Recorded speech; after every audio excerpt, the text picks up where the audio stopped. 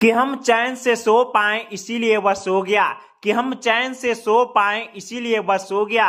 वह भारतीय फौजी था जो आज शहीद हो गया, वह भारतीय फौजी था जो आज शहीद हो गया। 29 साल का आर्मी जवान सचिन यादव राव बनंजे देश की रक्षा करते हुए ड्यूटी के दौरान जम्मू कश्मीर में वाहन दुर्घटना में शहीद हो गए।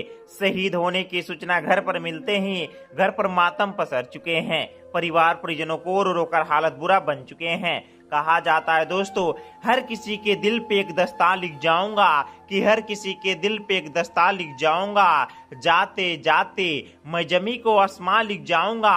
अगर किसी ने देखा आग भर के हिंद को, सरहदों पे खून के हिंदुस्तान लिख जाऊंगा, हिंदुस्तान लिख जाऊंगा। जम्मू कश्मीर में देश की रक्षा करते हुए जवान सचिन यादव राव बनंजे शहीद हो गए। सचिन मूल रूप से नांदेड़ जिले के तमालुर डेगलूर का रहने वाले थे। वह श्रीनगर के पास तंगधार इलाके से अपनी पोस्ट पर जा रहे थे, तभी सेना का वाहन घाटी में गिर गया। इस हादसे में वह शहीद हो गए। यह हादसा 6 मई को दोपहर करीब 1 बजे हुआ है। बताया जा रहा है कि शहीद सचिन वनंजे डेगलूर तालुका के तामलूर गांव के रहने वाले थे। फिलहाल वह डेगलूर के फुलेग नगर में रहता था।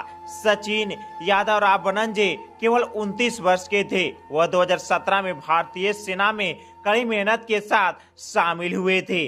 अपनी पहली नियुक्ति सियाचिन क्षेत्र में थी। इसके बाद उन्हें राष्ट्रीय सेवा के लिए पंजाब के जालंधर में नियुक्त किया गया था। लेकिन अफसोस की बात यह है कि बहादुर जवान शहीद हो गए हैं। शहादत से परिवार परिजनों में दुखों का पहाड़ टूट चुका है। पंजाब के बाद वह पिछले 1.5 साल से श्रीनगर में सेवा में थे। 6 मई को उनकी पोस्टिंग कहीं और हुई थी। सेना की एक गाड़ी उन्हें इस चौकी तक ले जा रही थी, तभी उनकी गाड़ी 8000 फीट गहरी घाटी में जा गिरा।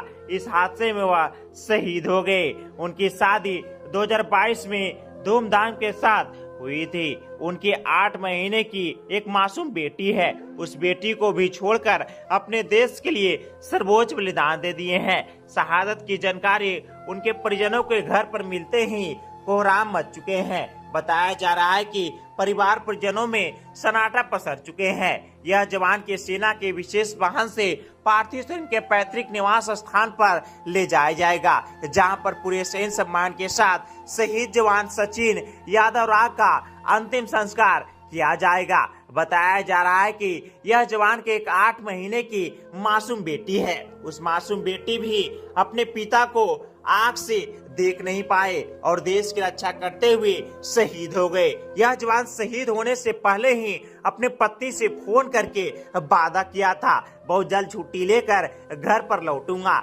लेकिन अफसोस की बात यह है कि जवान का वादा अधूरा ही रह गए और देश की रक्षा करते हुए बलिदान हो गए हैं। इस जवान के लिए आप लोग को जरा सा रिस्पेक्ट और कमेंट में जय जो लिखना।